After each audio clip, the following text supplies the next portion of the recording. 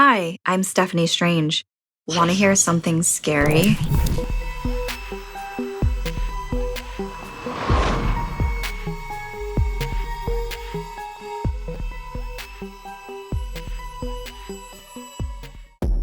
The Obon Festival of the Spirits was coming to a close as the sun had set.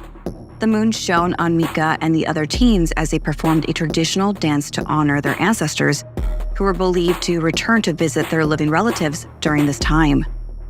As they danced down the street lit up by the lanterns, their matching yukatas shimmered in the moonlight, catching the attention of the audience. When the parade ended, Mika's sister took her hand and said, "It's time to go home and celebrate with the family." But Mika shook her head. She had other plans. She told her sister to head home without her and to tell her parents that she would be home soon. Her sister was rather upset because she had wanted to spend more time with her and began to ask her one more time to come with her. But despite the protest, Mika was stern about having other plans. Alone now, Mika glanced around before she slipped off her yukata to reveal a cute, modern dress. She made her way over to a group of teens who were hanging out after the parade.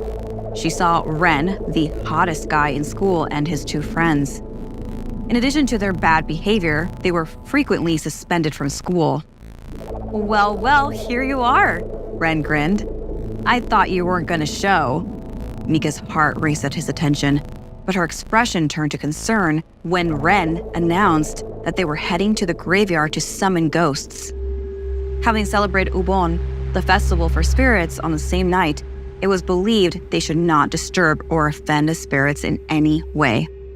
She didn't like the idea, but she liked Ren more. She couldn't back down, otherwise, who knows when she would have the opportunity to show off to him. They arrived at the old, eerie graveyard. It was completely empty, no one else daring to offend the dead. As they walked around, they saw food and gifts left over by loved ones during the festival. Ren playfully climbed a tombstone and jumped from one to the other. Meanwhile, Mika gulped, knowing how disrespectful this was.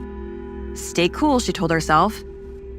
As if jumping around playfully wasn't bad enough, Ren suggested they carve their names into a headstone to leave their mark. Mika knew it was wrong, but she felt compelled to prove herself to Ren and the others.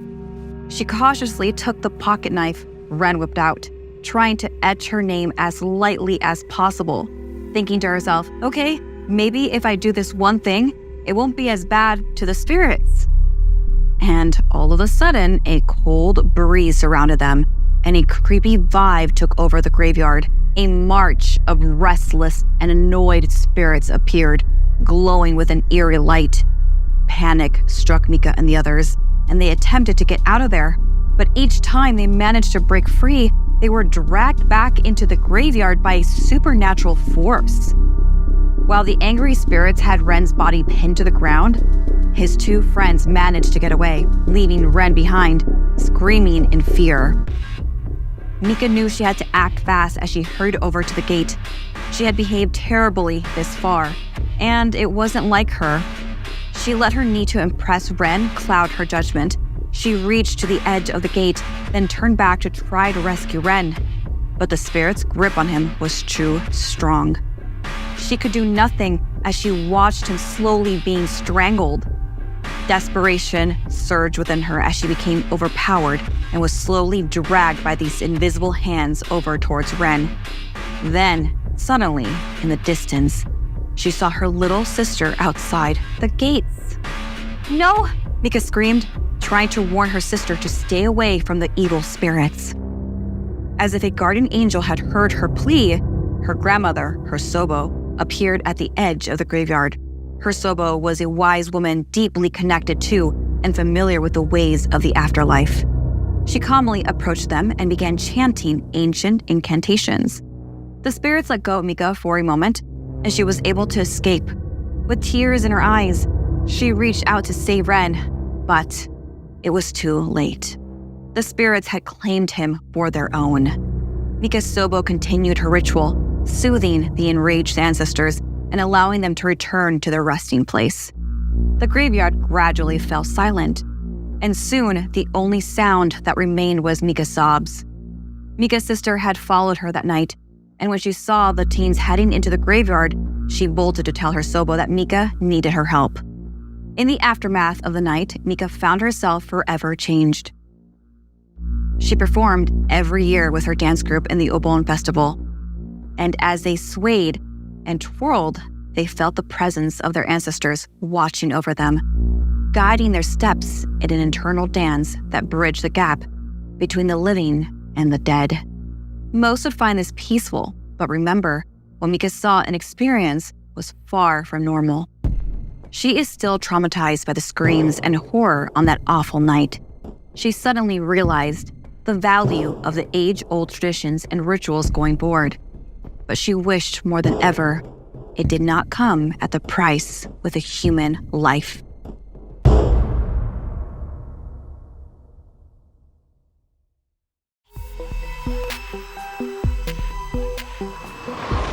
The creature was careful to hide the body it had just drained of blood. Even on Halloween, it couldn't just leave evidence lying around. It chose its victims well, people that wouldn't be missed. But sometimes it liked to have fun too, raise the stakes.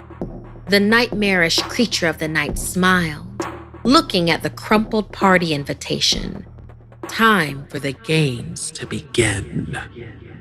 Sina arrived home after school to a dark and silent house. This wasn't unusual. Her parents worked long and unsociable hours, but she had other things on her mind. She stared at the flyer in her hand. Graveyard Smash at OWC, Friday, October 31st, 11 p.m. till whenever. Bring drinks, YOLO. Snitches get stitches. The legendary Halloween party occurred each year and was strictly invite only. She felt a flutter of anticipation because she knew if this was the party to be seen at, then Dylan would be there. She tried to call her parents just to say she was home, but the line rang out.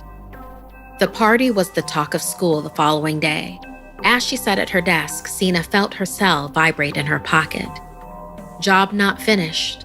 Hope to be back before 31st, but do recon just in case. Love you, M&D. She felt a pang of sadness that her parents were caught up with work. After class, Sina headed over to Old Wakefield Cemetery, strolling around the familiar yet empty surroundings. It was overgrown in places, markers crumbling, left to rack and ruin. Soon, the tranquility would be replaced with partying teens. There was a slight chill in the air, the sun setting by the time she returned to her silent house. She slept pitifully that night, tossed and turned. Eventually, around 6 a.m., Sina gave in, checked her cell. Problem, can't get back tonight. We trust you. You got this. Love you, M&D. Her stomach dropped as she read the message. She was alone.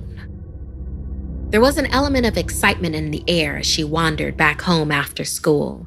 Little kids rushed around, dressed as witches and ghosts. Stoops decorated with pumpkins. But she didn't feel festive. She thought only of Dylan. Arriving back at the empty house amplified the enormity of the task Sina had ahead of her. She wished her parents could have given her some reassurance. Dread gnawed at the pit of her stomach as she got ready for the party. She walked around the gathering, checking out who was there, trying to blend in and not show her nerves. It was dark in the graveyard, but jack-o'-lanterns had been set up, casting an eerie glow. Sina was on the lookout for one thing only: Dylan. Thanks to her earlier recon, she knew the layout. There were around 50 people at the party, plenty enough to be able to slip away without anyone noticing. Suddenly, she saw him. Her palms felt sweaty. She needed to get him alone. Bravely, she sidled over, touched his arm. The electricity between them was obvious.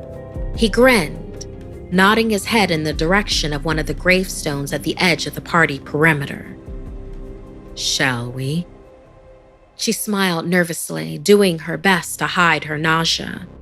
As they moved further away from the others, She pressed her hand to her bag, gaining reassurance from its contents. Her heart beat a little faster, blood thundering through her veins. She knew Dylan could sense it. He just didn't know why. He led her over to the furthest spot where there was still the smallest amount of light. "This will do," he purred. Her breath hitched as her thoughts began racing. This is it. My one-way ticket to the big time. Once I do this, there is literally no going back. He lowered himself to the ground, smiling.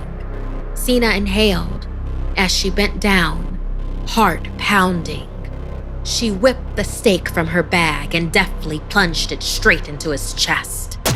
The surprise lasted no more than a few seconds before Dylan ripped the weapon free, his beautiful face vanishing as his true vampiric form was revealed.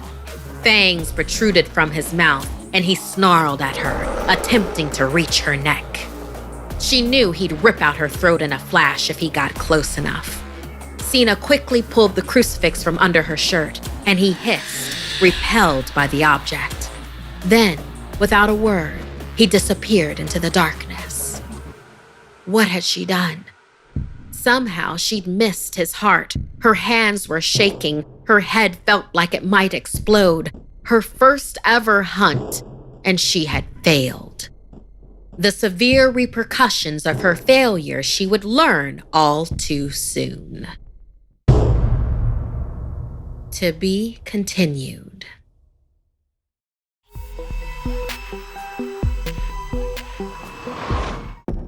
Terror washed over Sina as the enormity of the situation hit her. She had revealed herself as a vampire hunter to Dylan, an ancient vampire disguised as a teen in her high school.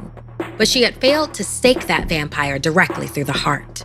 Despite years of training, she had allowed a treacherous monster to live, roam free, and no doubt he was already plotting his revenge. Fear lodged in Sina's throat, along with the realization of how much danger she was in and the disappointment it was sure to cause her parents. Somehow, she managed to walk home from the Halloween party at Old Wakefield Cemetery. She was still shaking as she threw herself onto the bed, screaming into the pillow. Exhaustion threatened to take over, but first, she reached for her phone. There were no new messages from her parents. This should have set off alarm bells, but she was just so tired.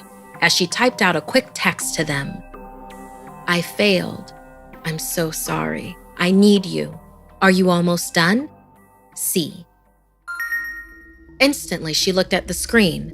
No new alerts. It wasn't her cell. It was always on vibrate. So where did that sound come from? Her heart rate rose again. This time, it had nothing to do with Dylan, the vampire in the graveyard. "Mom," she texted. Her mom's phone was pinging inside the house, somewhere very close by. She froze. This time, it was her cell. The text came from her mom's number. "Hello, Sina. Never trust a text. It could be from anyone. By the way, your parents were delicious. Draining them gave me all the strength I needed to come and find you." She took a deep breath and tried to focus. Her life depended on it. She quickly glanced around the room. The closet door was ajar. She always kept that shut. She could see the top of her backpack, still lying where she had dropped it on the rug beside the bed. The backpack contained several stakes, holy water, salt, and a silver dagger. Sina surged forward and recovered the arsenal, rolling over to the closet, stake now in her hand. The vampire burst out from behind her clothing, fangs bared. Snarling and hissing through deadly teeth, it was hard to remember Dylan, who had been so charming in human form. But her witnessing him killing that poor homeless guy before the Halloween party had been the final proof she had needed to know the monster behind his dimpled smile. Rage tamped down all her fear and pain. She didn't even notice the flood of tears streaming down her face. With supernatural speed and strength, Dylan threw himself at her, and they wrestled as she tried desperately to maintain her balance. He pinned her arm with the stake between the two of them, away from its intended target. He went to bite her, grazing her neck with razor-sharp fangs. She gave a whimper of defeat. Like most vampires, Dylan enjoyed seeing his victims cower, so he pulled back to witness her defeat, grinning maniacally. But it was all an act. Sina dropped the stake into her unpinned hand and plunged it straight into his fetid heart.